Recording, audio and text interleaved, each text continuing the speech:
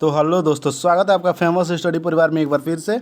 और जो भी ग्रुप डी के कैंडिडेट है और सेकंड डीबी होने वाला है, तो बता दें कि सेकंड डीबी में एडमिट कार्ड वगैरह जिनका डाउनलोड हो गया या अब आगे भी होने वाला है, तो ध्यान से सुनिएगा। मेडिकल और एमई के बारे में मैं मेडिकल एग्जामिनेशन और डीबी के बारे में आपको डिटेल में बात करने वाला हूँ। थोड़ा इस वीडियो में ध्यान से सुनिएगा।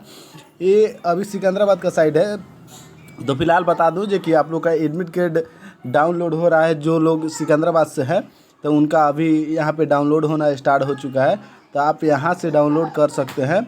और चीज़ बता दूं, और डीबी और मेडिकल आपका जो शेड्यूल दे दिया गया था उसमें तो आपका मतलब कि आपको पता ही है, तो वहीं सिर्फ एडमिट कार्ड डाउनलोड हो जाएगा, वो लेके आपको जाना है। ठीक है, अब बात कर लेते हैं किसी भी आरआरसी जोन से आप हैं तो आपको डीबी में कौन कौन से डॉक्यूमेंट लगेंगे, तो ध्यान से सुनते जाइएगा। मैं बता रहा हूँ आपको एक बार। और देखिए, फर्स्ट ऑफ ऑल आपका डीबी का एडमिट कार्ड, ठीक है। सेकंड में क्या लगेगा आपका मैट्रिक का, जो मैट्रिकुलेशन पे ही आपका ग्रुप डी है, तो आपका मैट्रिक का एडमिट कार्ड या मार्कशीट वगैरह ले लीजिएगा। ऐसे भी आपका नहीं लगेगा, सब कुछ थोड़े लगता है। अंक प्रमाण पत्र से ही आपका हो जाता है काम। या मार्कशीट ले लीजिएगा, और एडमिट कार्ड भी नहीं लगेगा आपका, मार्कशीट भी नहीं लगेगा।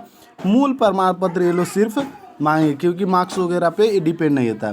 फिर आपका इंटर का जो होता है, 12th बोर्ड का, आप जिस भी से किए हो तो उसका क्या है, मूल प्रमाण पत्र आप ले लीजिएगा तो आपका हो जाएगा। ठीक है, अब आपका मूल प्रमाण पत्र ले लीजिएगा, हो जाएगा। डीबी में और क्या लगने वाला है, तो आप एक और चीज़, जो आप पीटी पास किए थे उसका लोअर पोर्शन, और आप जब सीबीटी में एग्ज़ाम देने गए थे तो उसका लोअर पोर्शन, दोनों लेके साथ में जाइएगा। अदरवाइज कहीं कहीं भी नहीं ले रहा है, ठीक है, तो ये आपको लेके जाना पड़ेगा, तब जाके आपका डीबी हो जाएगा। ठीक है, और कुछ की बात कर लेते हैं, जैसे कास्ट सर्टिफिकेट। कास्ट सर्टिफिकेट में आप क्या लेके जा सकते हैं, तो जाति बनवा लीजिएगा अपना। ईडब्ल्यूएस वाले कैंडिडेट है तो वो अपना क्या करेंगे, ईडब्ल्यूएस वाले क्या करेंगे, तो आप क्या करेंगे, ऑनलाइन बेटर है, और ऑफलाइन भी बन जाए तो आपका सही है।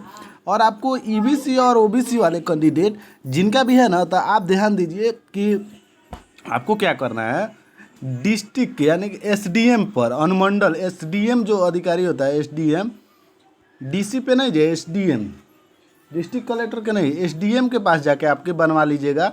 और वहाँ पे पहले अंचल से बनवा के फिर एसडीएम से मोहर करा लीजिएगा, तो सफिशियेंट है, आप वहाँ पे कर पाएंगे। ये रही आपकी छोटी सी जानकारी जो आप डॉक्यूमेंट वेरिफिकेशन के समय दे सकते हैं। ठीक है, या किसी भी आरआरसी से है तो इतना लगेगा। अब बात कर लेते हैं एमईए में, मेडिकल एग्जामिनेशन में आपका क्या होगा, तो देखिए मेडिकल एग्जामिनेशन में आपका अब क्या रहेगा, तो देखिए मेडिकल में आपको फर्स्ट ऑफ ऑल जाना होगा। आरआरसी आपको डाइवर्ट करेगी कहाँ पे, अगले दिन आपको डीबी के अगले दिन आपको दिया जाएगा अलॉटेड आपका कहाँ पे मेडिकल है, मेडिकल एग्जामिनेशन, तो आपको मेडिकल एग्जामिनेशन में जाना है। विदाउट खाए पिए जाना होता है, तो वहाँ पे जाइएगा तो आपको सब first of all blood check होगा और पेशाब चेक होगा आपका। वो यूरिन चेक होने के बाद आपको थोड़ा देर बाद बोला जाएगा कि आप नाश्ता हल्का करके आइए, तो आपका बीपी वगैरह चेक हो जाता है। ठीक है, जब बीपी चेक हो जाएगा तो आपको हाइड्रोसिल के लिए देखा जाएगा, और आई के लिए कुछ पढ़वा के देखा जाएगा कि आपका आई विजन कैसा है। पहले आई नियरेस्ट और दूर वाला में देख लिया जाए। उसके बाद क्या होगा, एमईए में आपका फिर आपको कोई भी होगा ऑफिसर, तो उसके पास जाइएगा तो आपका कलर विजन वगैरह, लाइट वगैरह, तीन लाइटें दी जाएंगी, टकाटक बदलेगा, टकाटक पूछेगा आपसे कौन सा लाइट जल रहा है। छोटा इतना छोटा रहता है, ठीक है, तो इतना छोटा ये रहता है। ठीक है, सॉरी, उसके बाद टकाटक पूछ लेगा। उसके बाद जब आई में टेस्ट में एक और टेस्ट होता है आपका, तो वो कौन सा होता है, तो वो वाला जो 6/6 होता है, 6/9, यानी कि आपका आई का टेस्ट हो जाता है, उसी में आता है। तो आपको 6/9 ही यहाँ पे चेक किया जाएगा, 6/6 ने।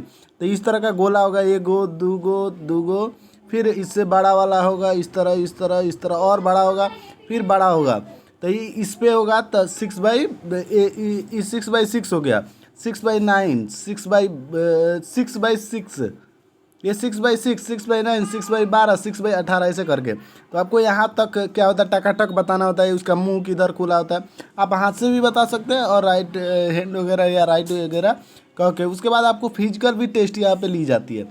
एमईए में क्या होता है, फिजिकल टेस्ट के अंदर क्या होता है, तो आपको चलवाएगा जो आप चलिए खड़े पैदल एक लाइन पे चलना होता है, इस तरह टप टप टप टप टप टप चलना होता है, ठीक है। इस तरह हाथ को ऊपर आप करके भी ऐसे अगर खड़े हैं तो हाथ को ऊपर करके आगे पीछे वगैरह करके देख लिया जाता है, ज़्यादा कुछ नहीं होता है।